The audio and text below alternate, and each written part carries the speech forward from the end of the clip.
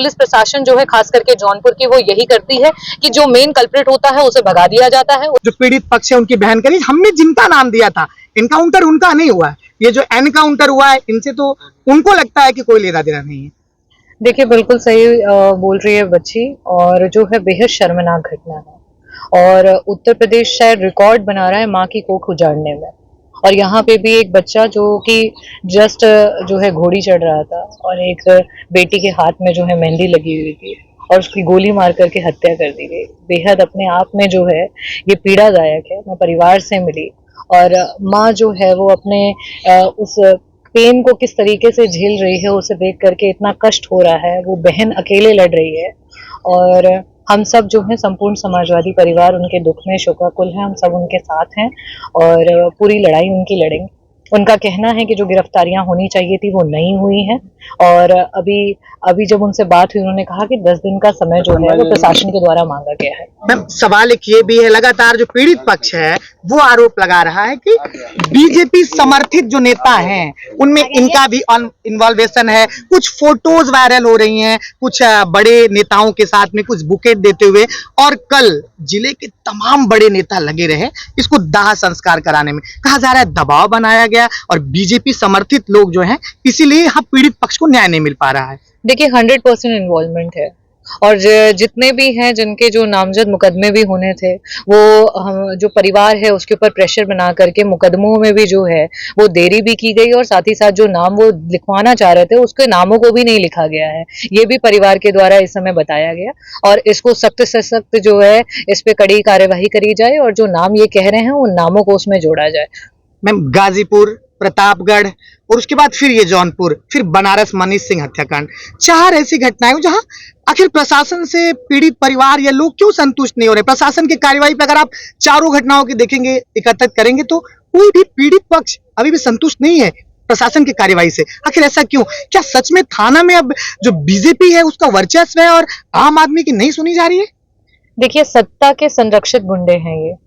और सत्ता जो है गुंडों को भी पाल रही है और पुलिस को भी पाल रही है और शायद इसी वजह से है कि आम जनता जिनके वोटों से वो आज सत्ता में बैठे हुए हैं उन्हीं को मार रही है, उनके बच्चों को मार रही है, माओ की कोख उजाड़ रही है, बेटियों की शादियां नहीं होने दे रही है और इस तरीके की घटनाएं आए दिन सामने आ रही हैं। जो ये घटना हुई है इसमें 100% जो है भारतीय जनता पार्टी के जो बड़े शीर्ष नेता अपने आप को कहते हैं वो सारे लोग इसमें इन्वॉल्व हैं और इसी वजह से इस बात को दबाया जा रहा है और खास करके बिंद समाज जो है इसमें बहुत आक्रोश व्याप्त है और शायद इसी वजह से उन्होंने दाह संस्कार जो है वो नहीं कर रहे थे और जिस चीज की वो एक्सपेक्टेशंस लगाए हुए थे कि शायद उनको जो है न्याय मिलेगा, जिन लोगों के वो नाम चाह रहे थे उनके नाम जोड़े जाएंगे और कड़ी कार्यवाही करते हुए तुरंत गिरफ्तारी की जाएगी और उसमें से जो मेन अभियुक्त है उसके ऊपर 16 मुकदमे हैं,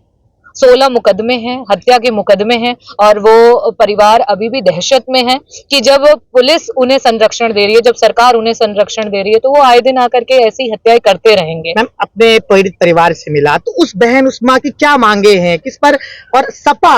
इस पर क्या करने वाली, उनका क्या स्ट्रेटेजी है, वो इसको कैसे न्याय दिलाने की कोशिश करेगी इस घटना पे खास करके?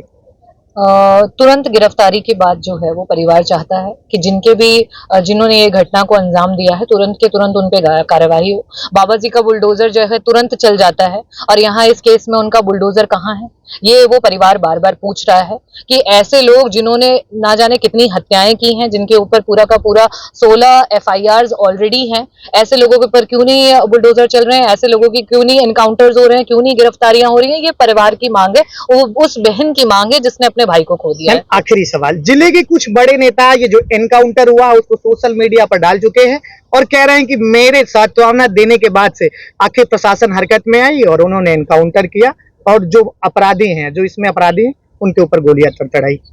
देखिए मैं अभी परिवार से मिल करके आई हूँ और पूरा परिवार निराश है और कह रहे हैं कि जिन बातों पे उन्होंने दाह संस्कार के लिए हामी भरी थी उसमें से एक भी बात पूरी नहीं की गई है। जो पकड़े गए हैं, जिन पे गोलियां चलाई जा रही हैं, वो बेचारे भी पीड़ित समाज के लोग हैं जिनका इससे दूर दूर तक लेना देना नहीं है, क्योंकि इस सरकार ने हमेशा यही किया है और पुलिस प्रशासन जो है खास करके जौनपुर की वो यही करती है कि जो मेन कल्प्रिट होता है उसे भगा दिया जाता है, उसे गायब कर दिया जाता है, कभी देश के बाहर भगा दिया जाता है और जो बेचारे गरीब लोग होते हैं जिनकी आवाज जो होती है, जो इस दूर दूर तक कोई नाता नहीं होता है उस जुर्म से, उस पे गोलियां तड़तड़ा दी जाती हैं और उनको मार दिया जाता है। इसी केस में भी वही कर रहे हैं, और ये हम नहीं कह रहे हैं, ये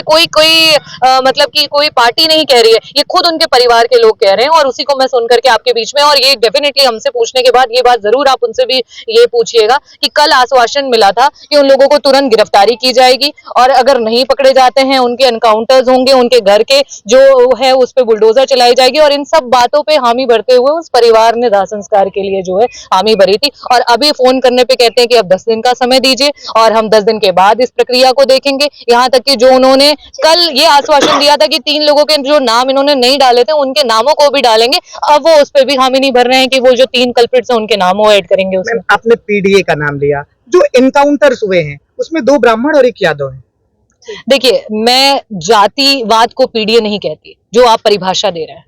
पीडीए में पिछड़ा है, दलित है, अल्पसंख्यक है, आदिवासी समाज है, और साथ ही साथ हर अगड़ा जो आज इस सरकार की वजह से पीड़ित है वो भी इस पीडीए का हिस्सा है। और ये जो जातिवादी बातें जो हैं वो सिर्फ और सिर्फ भारतीय जनता पार्टी पीडीए को बरगलाने के लिए करती है। पीडीए जातिवाद नहीं है, पीडीए जो है वो अपने देश की आवाज है, अपने देश के जो 85% लोग हैं जो इस सरकार से ग्रसित हैं उनकी आवाज है ये। मैम, आखिरी सवाल, बंगाल में बीजेपी पूर्ण बहुमत से सरकार बनाई, क्या इसका असर उत्तर प्रदेश में भी बनेगा?